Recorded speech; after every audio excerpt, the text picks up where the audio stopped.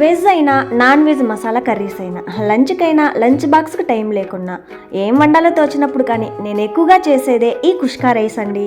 కానీ ఎప్పుడు ఒకేలా కాకుండా రంగురంగుల కుష్కా ఒకసారి, ఇదిగో ఇలా వైట్ కుష్కా ఒకసారి. వండుతుంటే వీధి చివరి వరకు అని చెప్పను కానీ బయట గేటు దాకా మాత్రం గుమగుమలే. ముందుగా కుక్కర్లోకి ఒక 5-6 స్పూన్స్ దాకా ఆయిల్ వేసుకోవాలి. ఈ ఆయిల్తో పాటు కొంచెం నెయ్యి వేసుకోవచ్చు. ఈ నెయ్యి వేయడం వల్ల రైస్ ఫ్లేవర్ కానీ టేస్ట్ కానీ బాగుంటుంది. లేదా మొత్తం ఆయిలే అయినా వేసుకోవచ్చు. వేసిన ఆయిల్ నెయ్యి హీట్ అయిన తర్వాత ఒక బిర్యానీ ఆకు, పెద్దదైతే ఈ విధంగా తుంచి వేసుకోవచ్చు, చిన్నదైతే అలాగే వేసుకోవచ్చు. ఆ తర్వాత బిర్యానీ దినుసులు చెక్క, లవంగాలు 2, యాలుక 2, వీటితో పాటు బిర్యానీ మసాలా దినుసులు ఏమున్నా వేసుకోవచ్చు. వేసిన వీటిని ఒక్క నిమిషం అలా ఇలా వేయించాక 2 మీడియం సైజ్ ఉల్లిపాయల్ని ఈ విధంగా సన్నగా పొడుగ్గా కట్ చేసి వేసుకోవాలి. ఈ ఉల్లిపాయలు ఫాస్ట్గా వేగడానికి కొంచెం సాల్ట్ కూడా వేసుకోవాలి. ఆ తర్వాత మీడియం ఫ్లేమ్లోనే ఇవి రంగు మారి ఇంకో కొద్దిసేపు వేయిస్తే ఎర్రగా అవుతాయి అనేంత వరకు వేయించుకోవాలి.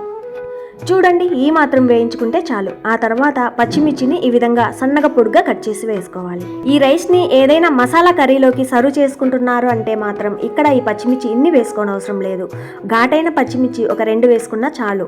ఫ్రెష్గా కొంచెం పుదీనా, కొంచెం కొత్తిమీరతో పాటు జీడిపప్పు, ఇవి పూర్తిగా ఆప్షనల్ మాత్రమే. ఉంటే వేసుకోవచ్చు, ఇష్టం ఉంటే వేసుకోవచ్చు, లేదంటే స్కిప్ చేసేయచ్చు.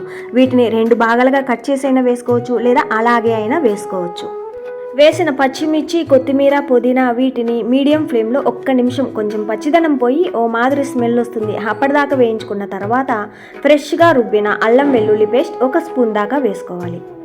వేసిన అల్లం వెల్లుల్లి పచ్చిదనం పోయి మంచి స్మెల్ వస్తుంది అప్పటిదాకా మీడియం ఫ్లేమ్లో అడుగు మాడకుండా ఈ విధంగా వేయించుకోవాలి. అల్లం వెల్లుల్లి కూడా వేగి మంచి స్మెల్ వచ్చింది అనుకున్నాక 4 మీడియం సైజ్ టమోటాలను ఈ విధంగా చిన్న చిన్న ముక్కలుగా కట్ చేసి వేసుకోవాలి.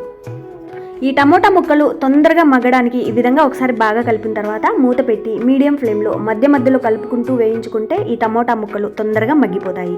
చూడండి, ఈ మాత్రం మెత్తగా మగ్గితే ఓకే.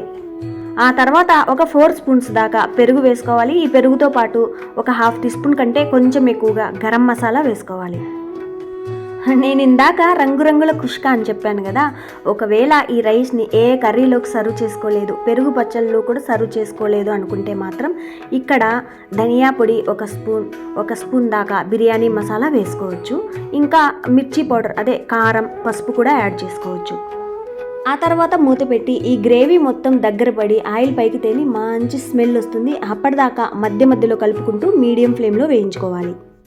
చూడండి, గ్రేవీ అనేది దగ్గర పడి ఆయిల్ ఈ విధంగా పైకి తేలింది అంటే ఈ మసాలా బాగా వేగినట్టే. ఈ వైట్ కుష్కాకి పసుపు కానీ కారం కానీ వేసుకోని అవసరం లేదు. ఆ తర్వాత రైస్కి సరిపడా నీళ్లు వేసుకోవాలి. 1 కప్పు రైస్కి 2 కప్పుల నీళ్లు చొప్పున. నేనైతే మన ఇంట్లో వాటర్ తాగే ఒక పెద్ద గ్లాస్ ఉంటుంది కదా, ఆ గ్లాస్తో 1 కప్పు రైస్ అయితే వేసుకున్నాను. ఇక్కడ వేసిన మసాలాలు కానీ ఉల్లిపాయ, టమోటా ఇవన్నీ కూడా ఈ గ్లాస్ రైస్కి అయితే పర్ఫెక్ట్గా సరిపోతాయి. రైస్ ఎంత తీసుకున్నామో దాన్ని బట్టి ఇక్కడ వేసిన మసాలాలన్నీ కూడా ఎక్కువ తక్కువలు వేసుకోవాల్సి ఉంటుంది. నీళ్లు వేసే ముందు వేయించుకున్న గ్రేవీలో వాటర్ ఉంది అనిపిస్తే ఆ వాటర్ని మైనస్ చేసి నీళ్లు వేసుకోవాలి.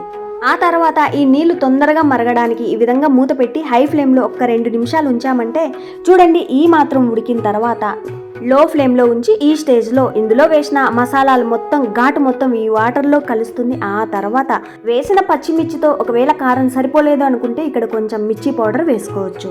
ఉప్పు కారం అంతా ఓకే అనుకున్న తర్వాత ఒక 30 నిమిషాల దాకా నానబెట్టుకున్న రైస్ వేసుకోవాలి. నీళ్ళు అనేది ఏమాత్రము పడకుండా వేసుకోవాలి. ఇందులో కొలత ప్రకారం నీళ్ళు వేసుకున్నాం కాబట్టి రైస్తో పాటు ఎక్స్ట్రా నీళ్ళు ఏదైనా పడ్డాయంటే ఆ రైస్ మెత్తగా అయిపోతుందని గుర్తుంచుకోవాలి. ఫైనల్గా ఒక 1/2 టీ స్పూన్ దాకా నిమ్మరసంతో పాటు ఫ్రెష్గా కొత్తిమీర వేసి ఒకసారి బాగా కలిపి ఫైనల్గా ఉప్పు కారం మళ్ళీ ఒకసారి చెక్ చేశాక మూత పెట్టి మీడియం ఫ్లేమ్లో 2 విజిల్స్కి స్టవ్ ఆఫ్ చేసుకోవాలి. నేను వాడే ఈ పప్పు కుక్కర్ 2 విజిల్స్కి అయితే రైస్ను ఉడికిస్తుంది.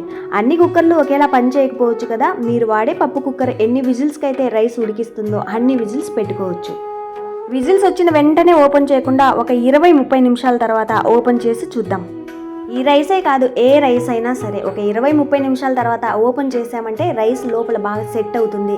వెంటనే ఓపెన్ చేసామంటే లోపల వేడిగా ఉంటుంది. ఆ వేడి మీద ఈ విధంగా కలిపామంటే రైస్ ముద్ద అవుతుంది. కాబట్టే కొంచెం లేట్గా ఓపెన్ చేయాలి. కిందున్న రైస్ పైకి, పైనున్న మసాలా కిందకి అలా ఇలా కలిపితే అయిపోయినట్టే. ఇది మామూలు కుష్కా కాదండి, ముస్లిం స్టైల్ కుష్కా. పుల్లటి చింతపండు చట్నీ, వంకాయ చట్నీ, పెరుగు, చికెన్, గోంగూర, మటన్ ఇలా ఎందులోకైనా